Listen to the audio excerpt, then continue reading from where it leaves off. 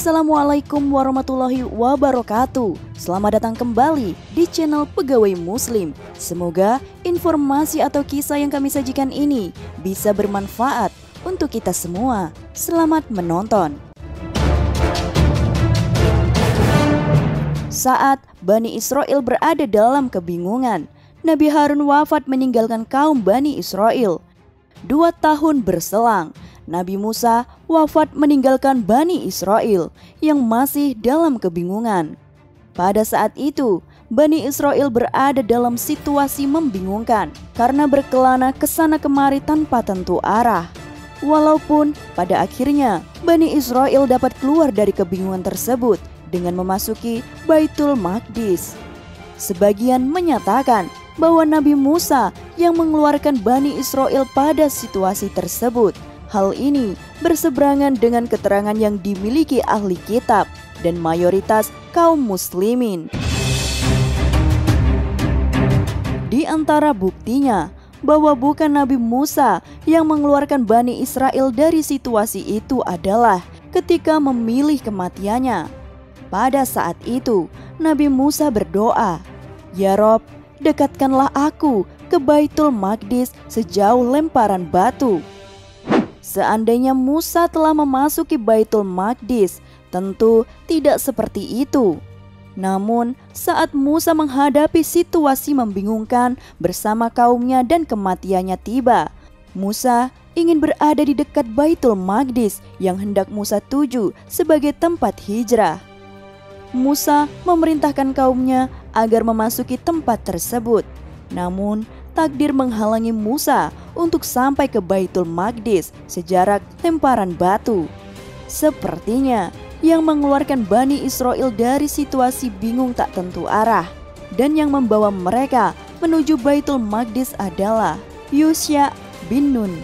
Allah memberinya wahyu setelah Nabi Musa wafat dan Musa mengangkatnya sebagai penerusnya di Bani Israel. Yusha adalah pemimpin yang membuat tanah suci bisa direbut kembali. Ahli kitab dan kalangan ahli sejarah menyebutkan Yusha membawa Bani Israel mengarungi sungai Urdun dan menepi di Ariha. Ariha adalah kota dengan benteng paling kuat, bangunan-bangunan paling tinggi, dan penduduk paling banyak. Yusha kemudian mengepung kota ini selama 6 bulan.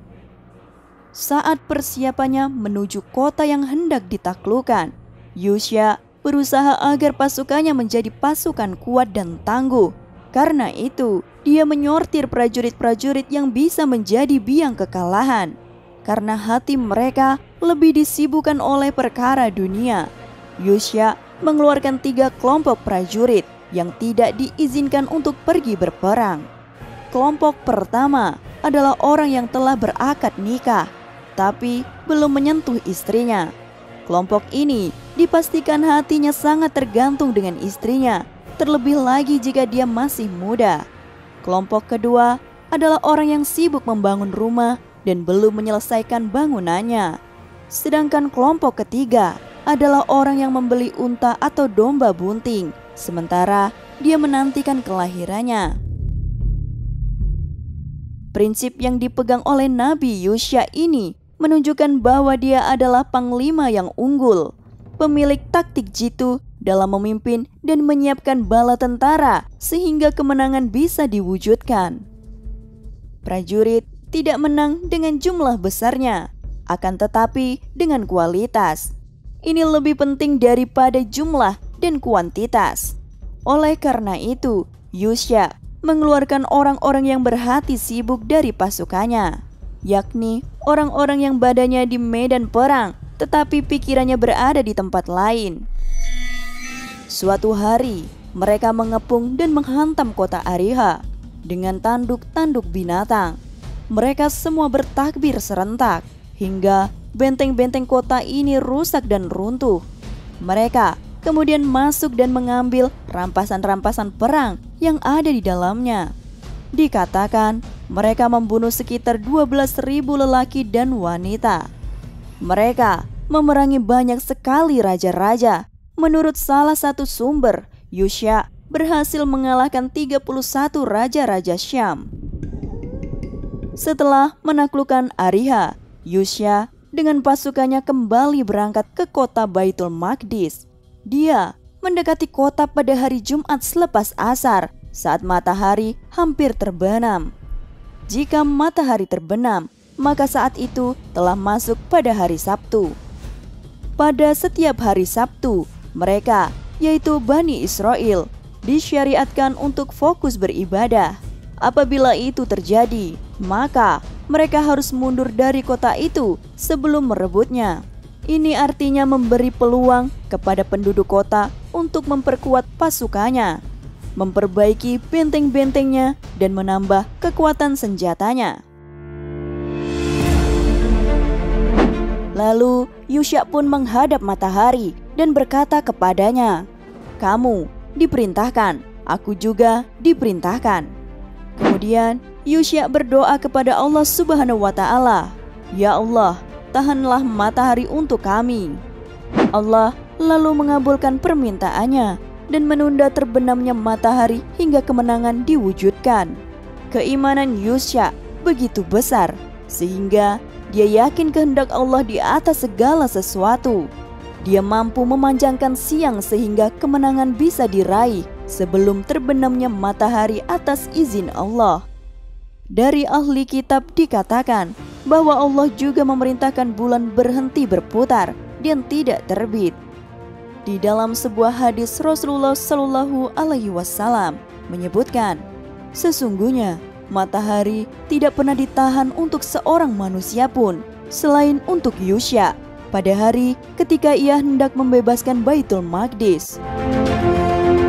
Allah tidak menghalalkan harta rampasan perang bagi umat manapun sebelum umat Islam.